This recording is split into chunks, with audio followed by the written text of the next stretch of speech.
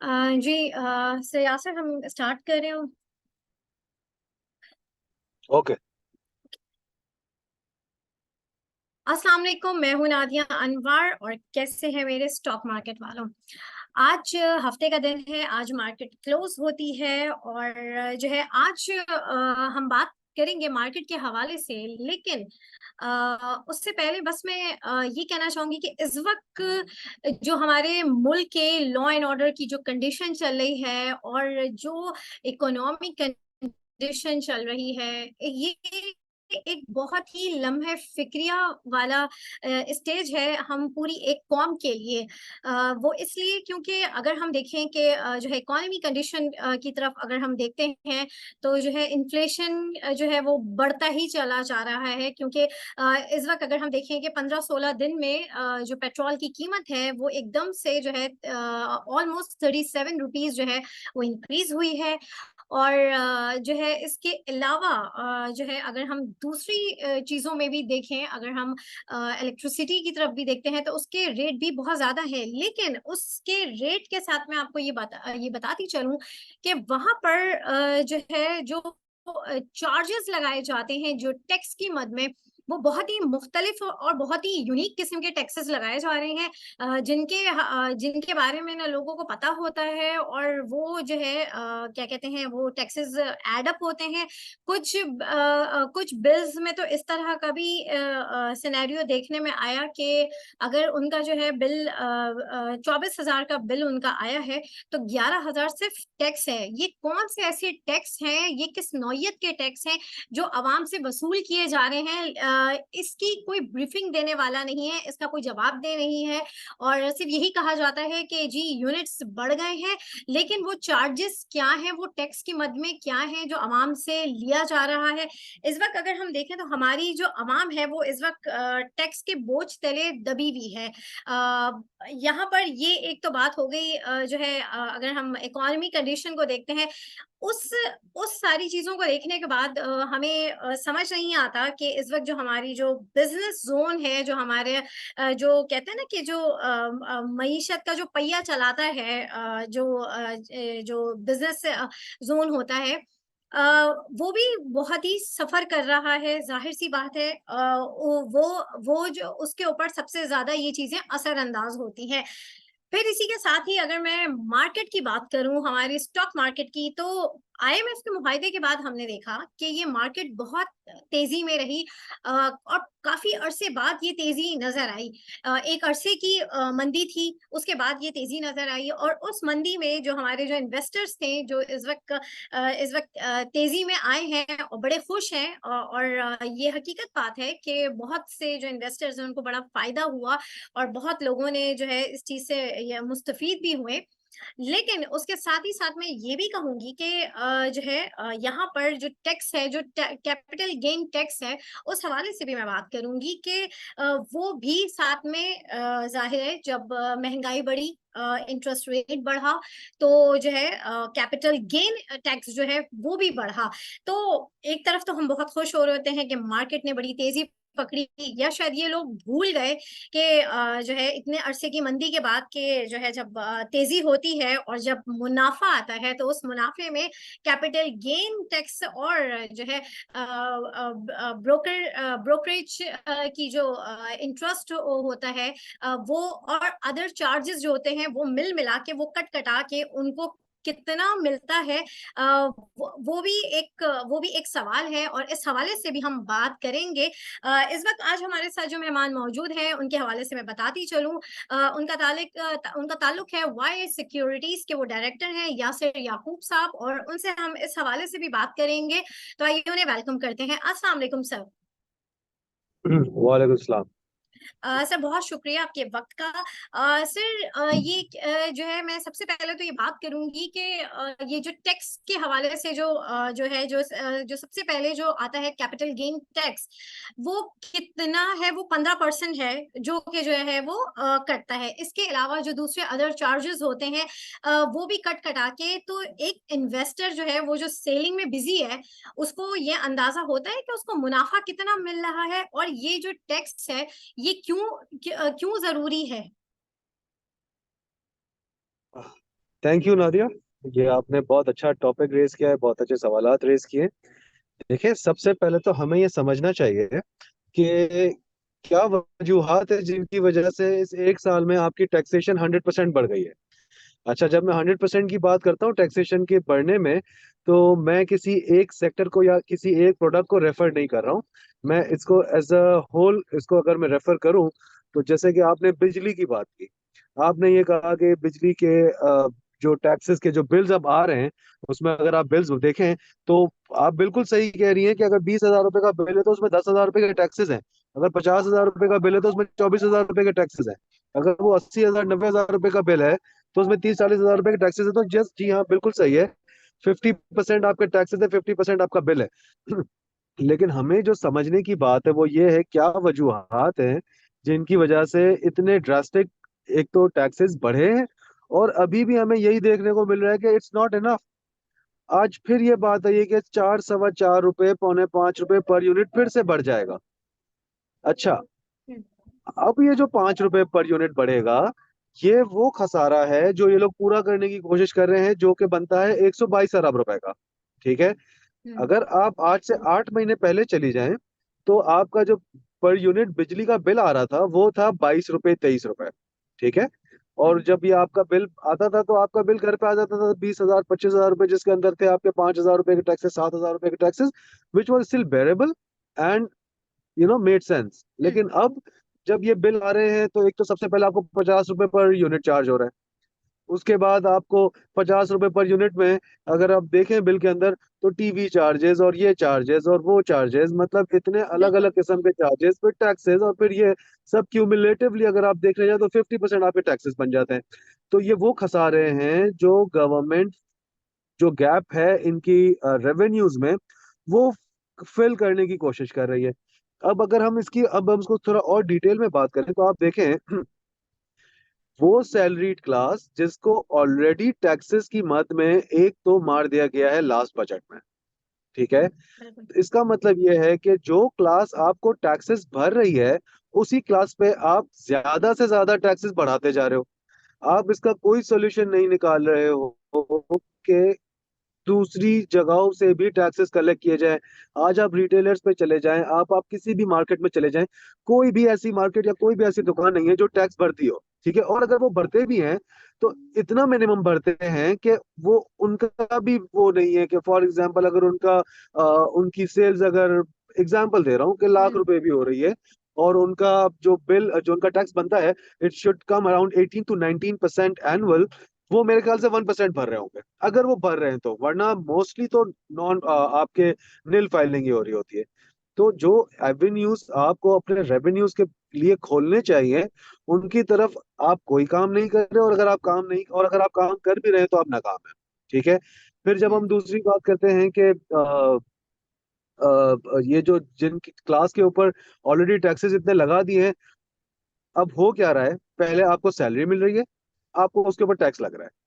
फिर ऐसे ही। आप उस सैलरी से घर के लिए सामान लेने जा रहे हैं, आपको वहां टैक्सेस लग रहे हैं। अब सैलरी के ऊपर आपको आपके ब्रैकेट के हिसाब से टैक्स लग गया, 15% 18%, जो भी XYZ। उसके बाद आप घर का सामान लेने जाते हैं, जो आपके घर डेली बेसिस के आपके हाउस होल्ड हैं, आप वो चीजें लेने जाएं, आपको वहां पर वेरी वेरी कर रहा है टैक्सेशन 17% to 21%। तो आप दोबारा उन चीजों पे टैक्स भर रहे हैं। फिर आप पेट्रोल भराने जा रहे हैं, आप वहां पर टैक्स भर रहे हैं। आप गैस और बिजली का बिल भर रहे हैं, आप टैक्स भर रहे हैं। देखिए, दुनिया में ऐसा नहीं होता। दुनिया में ये हम्म। होता है कि या तो आप इनकम पे टैक्स ले लें, और बाकी जितनी भी चीजें हैं आप ऊपर उसके ऊपर टैक्स चार्ज ना करें, एटलीस्ट उस तबके से जो ऑलरेडी टैक्स भर रहा है। या हम्म। तो फिर आप अपनी इनकम पे टैक्स ना दें, आप अपनी हमारी इनकम पे टैक्स ना लें, और उस टैक्स और जो फिर हम जो हाउस होल्ड की चीजें लेने जा रहे हैं, जो हम पेट्रोल भरा रहे हैं, वहां हम टैक्सेस भरते हैं, तो भी समझ आती है। अभी तो इतने टैक्सेस लगा दिए हैं कि जितनी भी इनकम आपकी हो जाए, it is never going to be enough for any household. अब चाहे आप उसके अंदर 1 लाख रुपए की सैलरी वाले बंदे की बात करें, चाहे आप उसके अंदर 5 लाख रुपए वाली सैलरी की बात करें, क्योंकि हर सैलरी क्लास का अपना एक लिविंग स्टैंडर्ड है।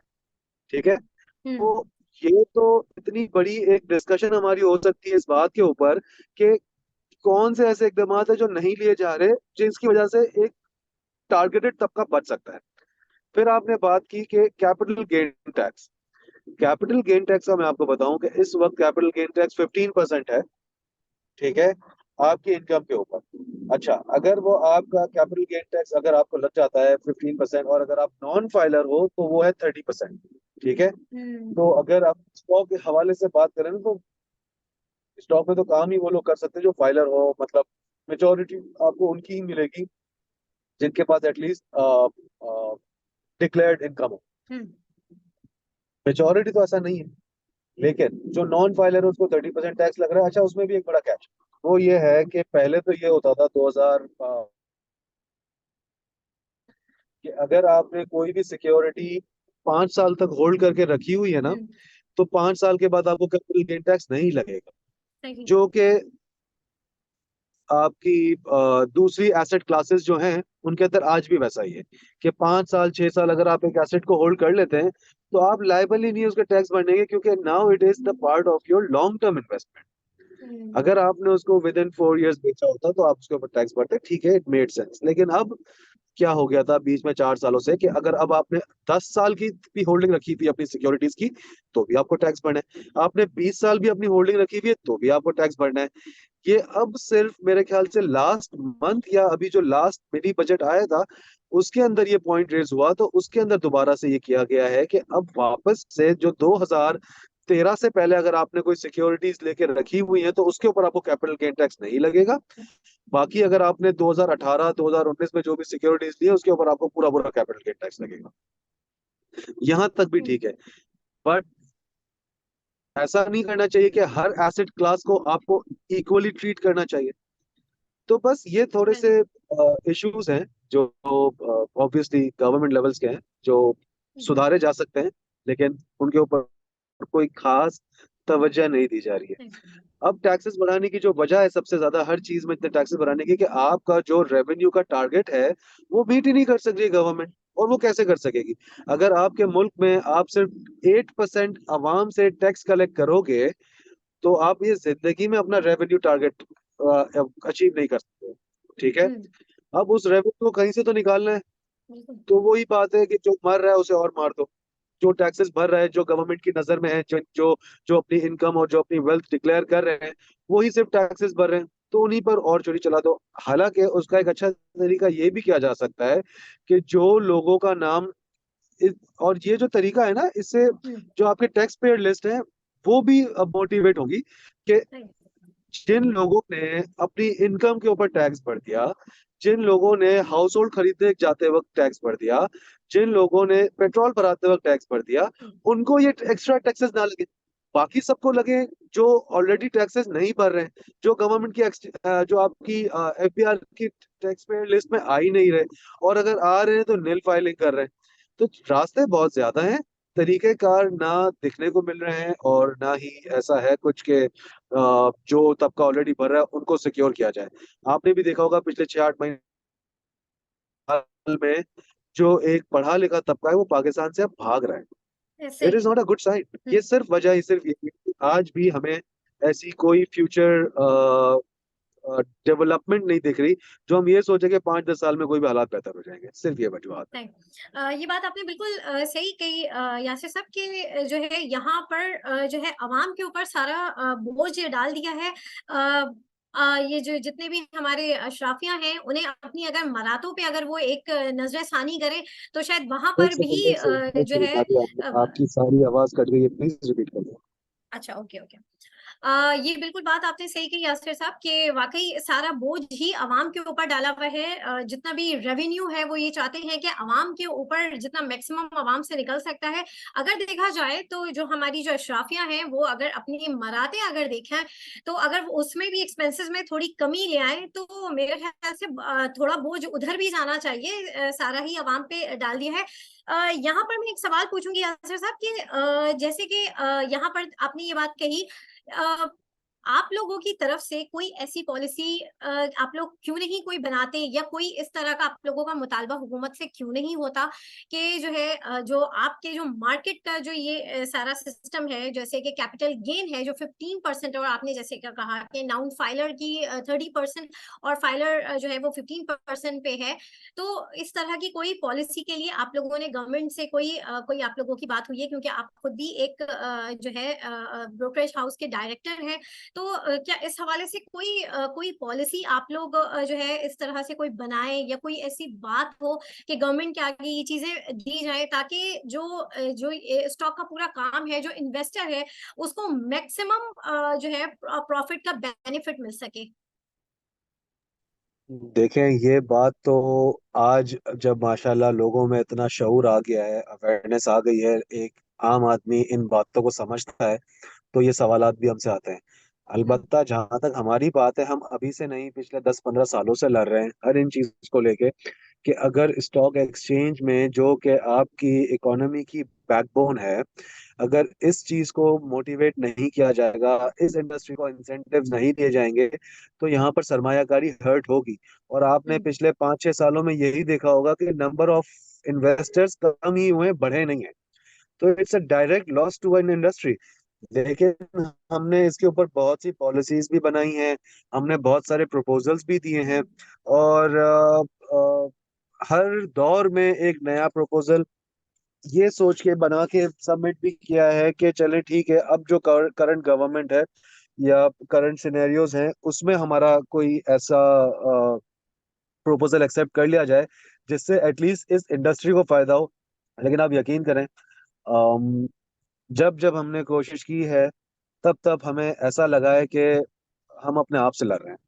समझ रही हैं, ऐसा लग रहा है कि हम्म। जो इस चीज की फिक्र और परवाह हमारे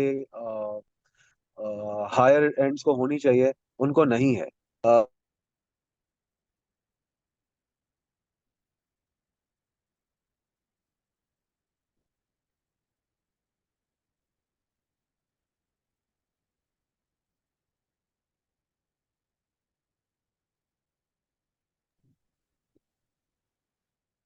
हेलो।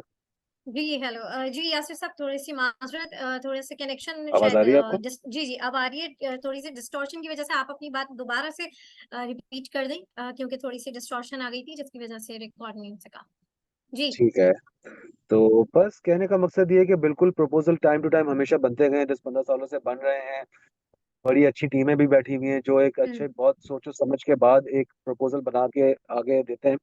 लेकिन बहुत ज्यादा अभी तक हमें कोई पॉजिटिव रिस्पांस किसी भी बात पे नहीं मिला है। उम्मीद है मिलना चाहिए, उम्मीद है मिलेगा। लेकिन सो फार कोई लक नहीं है कि जिसकी वजह से इस इंडस्ट्री को हम कोई अच्छा प्रपोजल या पॉलिसी बना के कोई फायदा पहुंचाया जाए। अभी तक ऐसी कोई सच चीज है नहीं, हाँ। लेकिन अगर आप बात करेंगे 5 साल पहले और 5 सालों में, तो हम्म। काफी चीजों पे काम हुआ भी है और काम हो भी रहा है।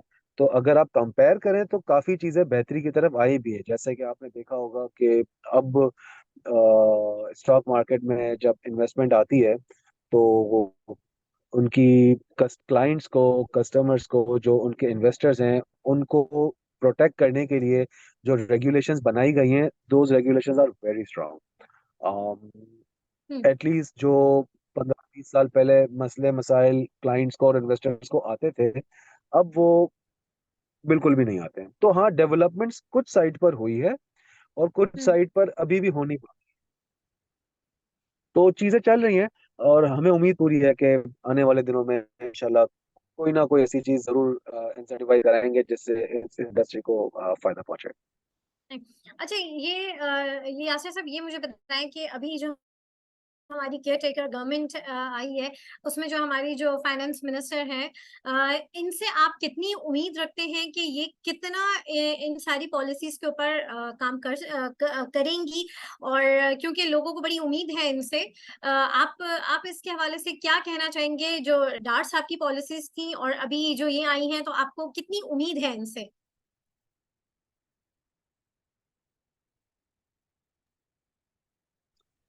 मेरे ख्याल से कनेक्शन काफी वीक है।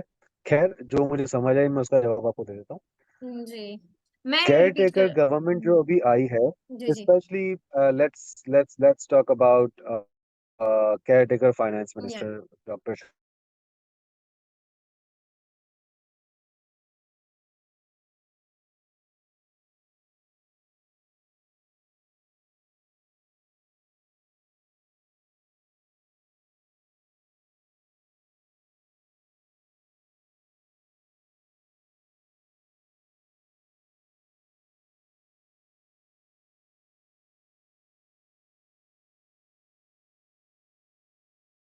आपको बिल्कुल अपनी होप्स हाई, मैं समझता हूँ कि आपको अपनी होप्स बिल्कुल हाई रखनी चाहिए, लेकिन इकोनॉमी के हवाले से, ना कि स्टॉक मार्केट या किसी एक पर्टिकुलर इंडस्ट्री के हवाले से। हम्म। इकोनॉमी का सर्वाइवल मेरी नज़र में वही है जो आपसे आईएमएफ चाहती है, कि आप अपना रेवेन्यू बढ़ाएं, आप अपने इंपोर्ट्स खोलें, आप डॉलर को मार्केट वैल्यू पर जाने दें, आप एक्सपोर्ट्स की तरफ आएं, आप प्रोडक्शन की तरफ आएं, आप अपने मुल्क में जो आपने इतनी बड़ी बड़ी कंपनीज को इंसेंटिव्स दिए हुए हैं इस नाम के पर के ये गरीबों का ख्याल रखेंगे, या ये एक लोअर तबके के लिए ये सस्ती कर देंगे चीजें, तो वो कुछ भी नहीं हो रहा है। तो मेरे सही। ख्याल से तो ये सारी चीजें आईएमएफ की जो डिमांड्स हैं वो इनको बिल्कुल पूरी करनी चाहिए। अगर वो कहते हैं कि आपका 24% इंटरेस्ट रेट कर दो और उससे हमारी इकोनॉमी के हालात बेहतर होते हैं या हमारे इन्फ्लेशन के हालात बेहतर होते हैं, तो बिल्कुल ये कर देना चाहिए। वो कहते हैं कि आपको अपना रेवेन्यू बढ़ाना है, तो मेरे ख्याल से तो उनको साथ बैठ के ये प्लानिंग उनको हमारी गवर्नमेंट के साथ करनी चाहिए कि रेवेन्यू कैसे बढ़ेगा। तो हाँ, जो भी मेरे हिसाब से मैं ये समझता हूँ कि जितनी भी आईएमएफ की डिमांड्स हैं उनको भी अगर ये पूरा कर दें तो हम एटलीस्ट अगले 2-3 सालों में अपने आप को थोड़ा सा स्टेबल देख सकते हैं। लेकिन अगर उनमें से वो बातें नहीं मानी गई तो फिर तो कोई हाल नहीं है, फिर तो हालात ऐसे ही रहेंगे जैसे हमेशा से चलते रहे। 1-2 साल पाकिस्तान के अच्छे हैं, बाकी 4 साल खराब। ये साइकिल कंटिन्यू चलती रहेगी। ये बिल्कुल आपने बिल्कुल सही कहा। अच्छा यासिर, मैं ये पूछना चाहूंगी, अब जैसे कल मार्केट का लास्ट डे था फ्राइडे को, तो हमने मार्केट में देखा कि जो है काफी प्रेशर था। शायद एक वजह ये थी कि जो इमरजेंसी कॉल आ गई थी इंटरेस्ट रेट की, एक तो उसकी वजह से थोड़ा सा जो है इन्वेस्टर्स में जो है वो पैनिक क्रिएट हो गई थी, ये भी एक ये वजह थी, तो थोड़ा सा। और फिर दूसरा ये था कि ओजीडीसी के का जो है एक लेटर आ गया था। तो थोड़ा सा आप इस हवाले से थोड़ा सा बताइए कि कल इतना ज्यादा जो है प्रेशर क्यों था मार्केट में।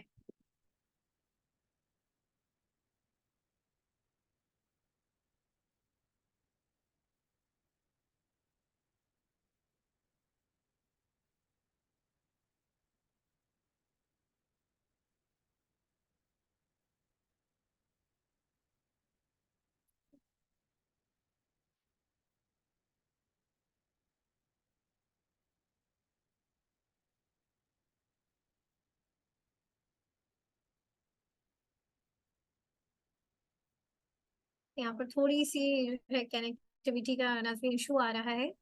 अच्छा, आपको आवाज नहीं आई, मैं आपको आवाज नहीं आई होगी। अच्छा जी। जी जी। मैं ये कह रहा हूँ कि अ, आपने इन 2 महीनों में देखा होगा कि मार्केट ने 8-9 हजार पॉइंट का गेन दिया, ठीक है, इंडेक्स में। ऐसा ही है। तो ये ऑलरेडी एक 20 से 25% के बीच में मार्केट आपको गेन दे चुकी है, ठीक है। अब हम्म इसके अंदर अगर आप स्क्रिप्ट वाइज बात करते हैं तो मिनिमम भी अगर किसी स्क्रिप्ट ने रिटर्न दिया होगा ना, तो उसने भी 15% रिटर्न दिया है। So now let's talk about the return percentage. तो अगर मार्केट ने दिया भी है ना, तो 15% से लेके 115% तक रिटर्न भी दिया स्टेप्स ने, ठीक है। तो आज हम्म हम इन 2 महीनों के बाद अगर हम आज बात कर रहे हैं मार्केट में, 2 महीने पहले और आज मार्केट के 2 महीने बाद, तो हाँ, मार्केट काफी ऊपर लेवल पर खड़ी हुई है। तो वो एक जो फेयर फैक्टर होता है इन्वेस्टर के दिल और दिमाग में, वो जरूर इस वक्त मार्केट में एग्जिस्ट कर रहा है, ठीक है। तो एनी बैड न्यूज और एनी रूमर, वो मार्केट में आपको उसका इम्पैक्ट फौरन दिखेगा नेगेटिव टर्म्स में, हाँ, ठीक है। क्यों? सही। क्योंकि मार्केट ने आपको एक बहुत शॉर्ट टाइम में एक बहुत बड़ा रिटर्न दे दिया है, ठीक है। अच्छा, हम्म अब आ जाती है बात अ, इस वजह की कि मार्केट क्यों प्रेशर में थी, क्योंकि रूमर्स आ रहे थे कि इमरजेंसी मीटिंग कॉल हो गई है। तो हम्म मैं आपको ये बताता चलूं कि इमरजेंसी मीटिंग कॉल हो या ना हो, फिर भी सितंबर में तो हमारी मॉनेटरी पॉलिसी है ना। बिल्कुल। How far is September now? 20 days from here. तो बिल्कुल। अगर 20 दिन में मॉनेटरी पॉलिसी है और हम उसके अंदर ऑलरेडी एक्सपेक्ट कर रहे हैं कि 1.5 से 2% इंटरेस्ट रेट बढ़ जाना चाहिए, तो अब वो चाहे वो 20 दिन के बाद बढ़ाएं चाहे वो आज बढ़ाएं, इन्वेस्टर के दिमाग में ये फेयर फैक्टर तो है ना कि जब भी ये इंटरेस्ट रेट बढ़ेगा, मार्केट पे एक डिप, एक अच्छा डिप आ सकता है। तो सही। उसकी वजह से रूमर मार्केट में फ्राइडे को आई है कि interest rate emergency meeting call होने वाली है। तो इसका एक छोटा मोटा इम्पैक्ट आया, लेकिन आप यकीन करें, जो फ्राइडे की आप प्रेशर की बात कर रही हैं, मुझे तो नहीं लगता ये प्रेशर था। मुझे तो ये लगता है कि ठीक है, it was just exchange of hands. ठीक है। हम्म। और कुछ लोगों ने प्रॉफिट टेकिंग की है तो कुछ लोगों ने बाइंग की है। ऐसा नहीं हुआ है कि मार्केट में इतने प्रेशर आने के बाद कोई नीचे के लॉक लग गए उन चीजों को। आप वॉल्यूम वाइज भी अगर देखें, आपने हम्म। आपने स्पेसिफिकली ओजीडीसी की बात करी। हम्म। ओजीडीसी में 3.25 करोड़ शेयर का, दैट इज 27 मिलियन शेयर्स का वॉल्यूम आया है। क्या ये मजाक है? बिल्कुल। आप 27 मिलियन शेयर्स की बात करती है ना जब, तो आप ऑलरेडी 3 बिलियन रुपीस की बात कर रही है, जो कि ओनली वन स्क्रिप्ट में काम हुआ है। ठीक है। मैं हम्म। नहीं समझता कि इसको प्रेशर कहते हैं। प्रेशर उसको कहते हैं कि जब आप अपनी स्क्रिप्ट बेच ना सकें। आप तो जिस रेट पे बोले उस रेट पे ओजीडीसी हो, पीपीएल हो, कोई भी दूसरा भी स्टॉक हो, जिनके हमने नाम नहीं भी लिए, वो भी हम्म। एक हर रेट पे चीज तो बिक रही थी ना। इसका मतलब बिल्कुल। वो प्रेशर नहीं है, अक्यूमुलेशन है मार्केट में जरूर। सही। ऊपर के लेवल्स पे किसी ने प्रॉफिट टेकिंग करनी, किसी ने नहीं चलिए। हाँ, जब भी ये न्यूज जब आ, आ जाएगी प्रैक्टिकल में कि आपका इंटरेस्ट रेट आज बढ़ गया है या बढ़ने वाला है, तो हम उसके बढ़ने से पहले और उसके बढ़ने के बाद हम मार्केट में डिप भी देख सकते हैं, हम एक मार्केट में अच्छी करेक्शन भी देख सकते हैं, क्योंकि मार्केट ऑलरेडी ऊपर है। तो एक हम्म। स्मार्ट स्मार्ट आपका जो ट्रेडर होगा, वो इन सारी चीजों को ऑलरेडी कंसिडर करके एक ट्रेड लेता है। तो उसमें अगर 300 400 पॉइंट की करेक्शन आ जाए, तो I think it's it's it's a healthy correction and सही। It's a pressure. तो ये तो अच्छी बात है। मैं तो इनफैक्ट ये समझता हूँ कि अगर 9,000 पॉइंट मार्केट बढ़ भी गई है और हम्म। उसमें से 1,000 1500 पॉइंट की एक करेक्शन आ भी जाती है, even that is going to be a very healthy correction. हाँ। तो ये तो मार्केट की हेल्थ को आइडेंटिफाई कर रहा है कि मार्केट में स्ट्रेंथ इतनी जबरदस्त है कि एक इतनी हैवी स्क्रिप्ट में 100 रुपए के शेयर में आपका 3 करोड़ शेयर का काम हो रहा है, और आपका स्टॉक सिर्फ 40 पैसे माइनस बंद हो रहा है, और वो पूरा दिन प्लस में ट्रेड करता रहा था। तो मैं तो इसको नहीं समझता कि ये बिल्कुल भी मार्केट की कमजोरी है कुछ। मैं तो इनफैक्ट इसको ये समझता हूँ कि मार्केट की ताकत है। अगर ये वॉल्यूम जितने बढ़ते जाएं और मार्केट और स्ट्रेंथ पकड़ती जाए, तो ये तो आने वाले दिनों के लिए बहुत अच्छी बात है। तो मैं पर्सनली ये समझता हूँ कि वॉल्यूम्स आना और मार्केट का सिर्फ 300 400 माइनस बंद होना, विच इज नॉट इवन 1%, तो ये तो बहुत अच्छी बात है। अच्छा, अब हम बात करते हैं ओजीडीसी के लेटर की। हम्म। देखिए, मार्केट में आपको पता होगा कि ओजीडीसी का जो शेयर है, ये ऑलमोस्ट 75 रुपीज ऑनवर्ड्स चलना शुरू हुआ है। और ये 3 बार पिछले पूरी पीडीएम की गवर्नमेंट में ये बातें आती रही हैं सर्कुलर डेट की, और उसके ऊपर इसके अंदर रैली बनती रही है ऑयल सेक्टर में या जो भी गवर्नमेंट की कंपनीज है उन सेक्टर में, जो जो सर्कुलर डेट में पूरी साइकिल में आते हैं। तो हाँ, उनकी बातें आती रही हैं, और जैसे जैसी न्यूज आती थी उसके हिसाब से ही मार्केट अपना इम्पैक्ट और लेती रही है, और वैसे ही परफॉर्म करते रहे। सही। तो लेकिन जी जी। जी, नहीं नहीं, आप कंटिन्यू करें जी। लेकिन अगर आप देखें, तो उन सारी चीजों के बावजूद भी आज भी ओजीडीसी अपने एक हायर लेवल पे ही खड़ा हुआ है, नीचे बंद नहीं हो रहा किसी भी लेवल से। बिल्कुल। ऐसा हाँ नहीं है ये। कि आप 100 रुपए पे हम्म। शेयर नहीं बिक रहा, वो नीचे के लॉक लग रहे हैं और कोई लेने वाला नहीं है, ऐसा नहीं हो रहा है। मार्केट में सही। बायर भी है, मार्केट में सेलर भी है। This is a sign of a good market. सही। अच्छा सर, अब आप मुझे ये बताएं कि मंडे को आप क्या एक्सपेक्ट करते हैं कि मंडे को किस तरह से मार्केट जो है वो बिहेव करेगी, क्या मूव होगा? और जो है थोड़ा सा आप इस हवाले से अपना ओवरव्यू दे दें।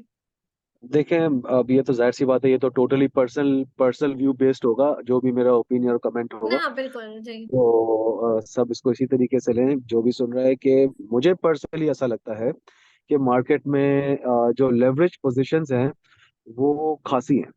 ठीक है। जी। Almost 17 billion rupees in futures and MTS और एमएफएस को मिला के ऑलमोस्ट 25-30 बिलियन रुपीज का एक लेवरेज की पोजीशन खरीदी है when the interest rates are at 22%।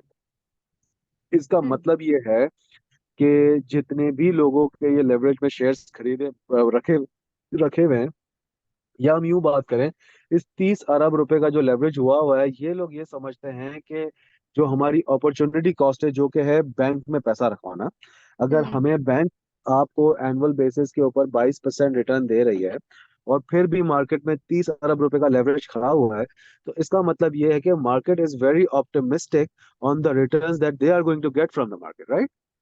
हम्म। तो मैं ये समझता हूँ कि मार्केट अभी भी बहुत स्ट्रांग है, लेकिन मंडे और ट्यूसडे को मुझे ऐसा लगता है कि मार्केट अभी भी स्ट्रांग ही रहेगी। और सही। ये जो हाँ रोल ओवर पीरियड है, इसमें मार्केट स्ट्रांग ही रहेगी, चीजें अभी भी अपनी जगह इंटैक्ट है। और सर्कुलर डेट की भी अगर हम बात करें तो वो भी चीजें चल रही हैं, ऐसा नहीं है कि कोई भी चीज खराब खत्म हुई है। और अगर आप सही। इंपोर्ट्स की बात करें तो इंपोर्ट्स भी खुल गई है, तो सही है। जिन चीजों का पहले जो इंडस्ट्रीज को मसले हो रहे थे कि इंपोर्ट्स ही नहीं हो रही थी, तो वो कुछ प्रोड्यूस नहीं कर सक रहे थे, वो फिर बेचते क्या? अब वो चाहे महंगी इंपोर्ट कर रहे हैं, महंगी चीज इंपोर्ट कर रहे हैं, महंगी चीज बेचेंगे। उससे एक आपका बाइंग पावर जरूर कम होगा, लेकिन ऐसा नहीं होगा कि आपकी इकोनॉमी नहीं चल रही।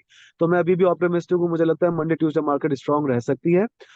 लेकिन वही बात है, एज अ ट्रेडर कॉशियस रहना चाहिए कि अगर कोई भी ऐसी खराब खबर आती है, क्योंकि हमें तो नहीं मालूम ना कल कौन सी खराब खबर आ जाए, कोई भी ऐसी खबर सही। आती है, तो फिर उनको ऑब्वियसली लिक्विडेट करना आना चाहिए अपनी पोजीशंस को, जो ट्रेडिंग पोजीशन है। तो किस और तरह की सॉरी आपकी आवाज आपकी बात कट कर रही हूँ, किस तरह की खबर एक्सपेक्ट की जा रही है कि आ सकती है कोई ये बैड न्यूज? देखिए, आई वुडंट से खबर, लेट्स से हम हम्म। इंटरेस्ट और मॉनेटरी पॉलिसी की बात करें। हम्म। अगर इमरजेंसी कॉल नहीं होती है, फॉर इंस्टेंस इमरजेंसी कॉल नहीं होती है, फिर हम्म। भी सेकेंड वीक ऑफ सितंबर में मॉनेटरी पॉलिसी है ना? तो बिल्कुल। अगर second week of monetary policy है, तो हम क्यों ना उसकी तैयारी, मतलब अभी ये जो स्ट्रेंथ है मार्केट में, यहाँ पर हम अपनी थोड़ी प्रॉफिट टेकिंग करके और फिर इंतजार कर सकते हैं कि भाई ठीक है, जब इंटरेस्ट रेट बढ़ जाएगा और जब ये नेक्स्ट ट्रांच भी आईएमएफ की हम एक्सपेक्ट कर रहे हैं नवंबर में, वो ट्रांच आ जाती है, इंटरेस्ट रेट बढ़ जाते हैं, फिर उसके बाद हमारे पास कोई नेगेटिव खबर रहती नहीं है ना। और अगर इसी इसी दौरान अगर सर्कुलर रेट की एक पॉजिटिव खबर आ जाती है, तो मार्केट तो मुझे लगता है कि बहुत स्ट्रांग हो जाएगी उसके बाद भी।